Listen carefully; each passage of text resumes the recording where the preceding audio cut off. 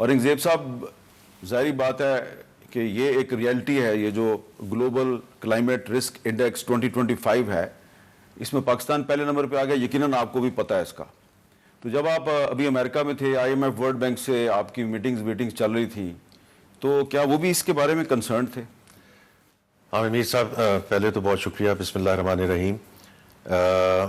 دیکھیے، آپ نے شروعات ہی ایک بڑے امپورٹنٹ پوائنٹ سے کی ہیں which I totally agree with, because جب سے I've taken oath اور یہ رسپانسبلٹی جو مجھے دی گئی، اس میں I'm sure ہم بات کریں گے، اکنامک ریکوری کی بات کریں گے، اسٹرکچرل ریفارمز کی بات کریں گے.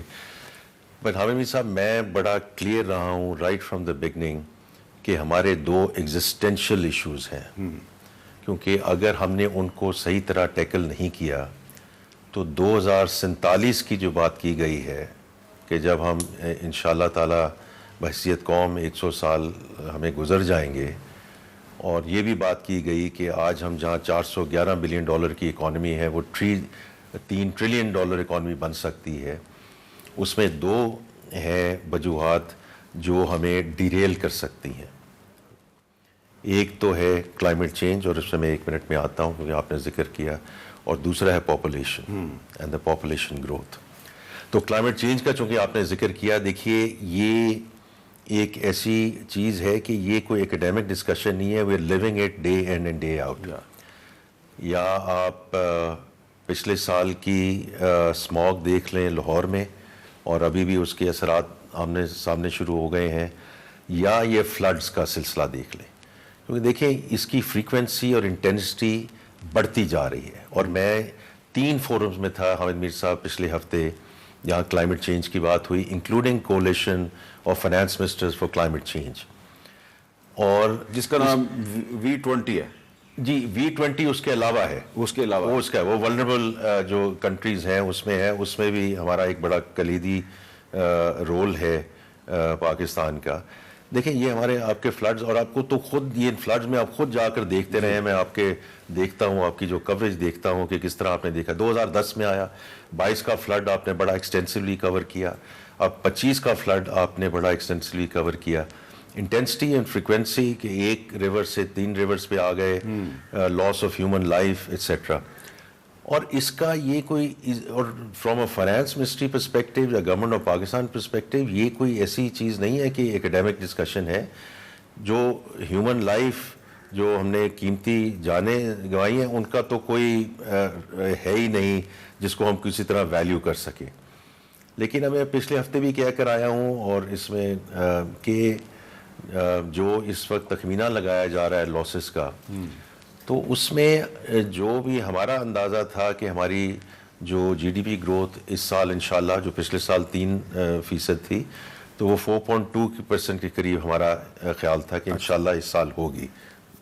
لیکن اس میں تو کوئی اب شک کی بات نہیں رہی کہ 0.4-0.5% is at least going to be shaved off. کہ جو مین نقصان ہوا ہے پنجاب میں ہوا ہے 80%، اور جو مین نقصان ہوا ہے ایگریکلچر میں ہوا ہے، پرائمریلی رائس، اور اس میں کچھ کاٹن کا ایریا جو افیکٹ ہوا ہے. تو دیکھیں یہ دس از اے ریئل ڈسکشن فار اس کہ ہم نے کہ اگر یہ اب گروتھ ہماری اب 3% تھی، اب 3.5% پہ آئی، تو اس کا پورے ملک کا اس میں نقصان ہے. تو اس کا صرف اب جو دوسری بات میں کہنا چاہتا ہوں کہ شاید آپ کا سوال یہی ہو کہ پھر آپ کر کیا رہے ہیں. اور اب اس میں ہمارے جو منسٹر آف کلائمیٹ چینج ہے ڈاکٹر مصدق، وہ اس کو بہت لیڈ کر رہے ہیں. پرائم منسٹر صاحب نے ان کے ذمے یہ لگایا ہے کہ اگلے 300 دنوں کا پلان لے کر آئیں.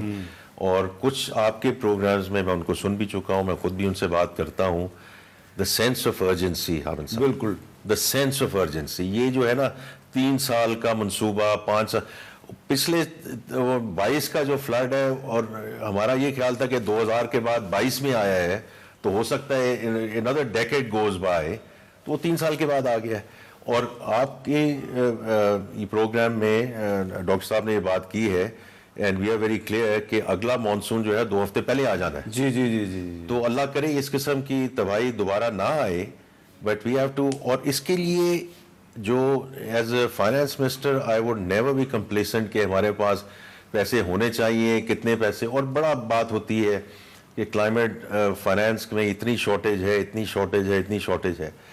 لیکن عامر امیر صاحب, میں پرائیویٹ سیکٹر سے آیا ہوں, میں تھوڑا سا اس میں تھوڑا سا پریگمیٹزم اور ریئلزم لانا چاہتا ہوں کہ جو ہے اس کو تو خرچ کر لیں اور اس کو تو استعمال کریں for the immediate purposes, and then we can talk about billions of dollars of shortage and gap. صحیح جگہ پہ استعمال کریں. اب میرا اگلا سوال یہ ہے کہ یہ جو ابھی 2025 میں جو سیلاب آیا اور اس سے بہت نقصان ہوا ہے, اور آپ نے خود بتایا کہ 80% نقصان پنجاب میں ہوا ہے, تو کیا اس کے لیے ہم اس پوزیشن میں ہیں, کیا آر وی جسٹیفائڈ کہ ہم انٹرنیشنل کمیونٹی سے کہیں جی کہ ہم نے کنٹریبیوٹ تو کچھ بھی نہیں کیا کلائمیٹ چینج میں اور اس کو افیکٹ کرنے میں, لیکن نقصان ہمیں بہت زیادہ ہو رہا ہے, تو آپ کو ہماری کو مدد بھی کرنی چاہیے. دیکھیں, اس میں میں دو, اگر آپ مجھے 1 منٹ دیں, اس کے 2 پہلو ہیں. جی, ایک تو یہ ہے کہ جی جو امیڈیٹ ریسکیو اینڈ ریلیف ہے, 22 میں عامر امیر صاحب ہمارے معاشی استحکام کے حالات کچھ اور تھے. جی, آج الحمدللہ ہم اپنے پاؤں پہ کھڑے ہیں اور کئی معاشی اہداف کے طریقے سے ہم ایک جگہ پہنچ گئے ہیں کہ at least for rescue and relief اپنی ریسورسز کو استعمال کرنا اور کچھ چیزوں کو ری پرپز کرنا کہ ہم وہ امیڈیٹلی اپنی بات کر لیں, وہ آئی تھنک مناسب قدم تھا, مناسب ڈیسیجن تھا of the prime minister and the cabinet, اور جو چیف منسٹر صاحبان نے اس کی جو تائید کی, and I think we are essentially there. اب جیسے یہ detail post damage need assessment آتی ہے, اس میں ریہیبلیٹیشن ہوگی, ریکنسٹرکشن ہوگی. اگر اس میں ہمیں کوئی ایسی ضرورت پڑتی ہے کہ ہم اور اداروں کے پاس جائیں یا انٹرنیشنل اپیل پہ جائیں, maybe we should do that. لیکن میں تو یہ کہوں گا کہ ان دا فرسٹ انسٹنس جو اس وقت آپ کے پاس اویلیبل ہے, عامر امیر صاحب, یہ جنوری میں آپ نے دیکھا ہوگا کہ ورلڈ بینک کے ساتھ ہم نے country partnership framework agreement sign کی 10 سال کا. اس 10 سال میں ہر سال $2 بلین ہمیں 3 مدوں میں ملنے ہیں. 1 is climate change, 2 is population, and 3 is our fiscal aspects.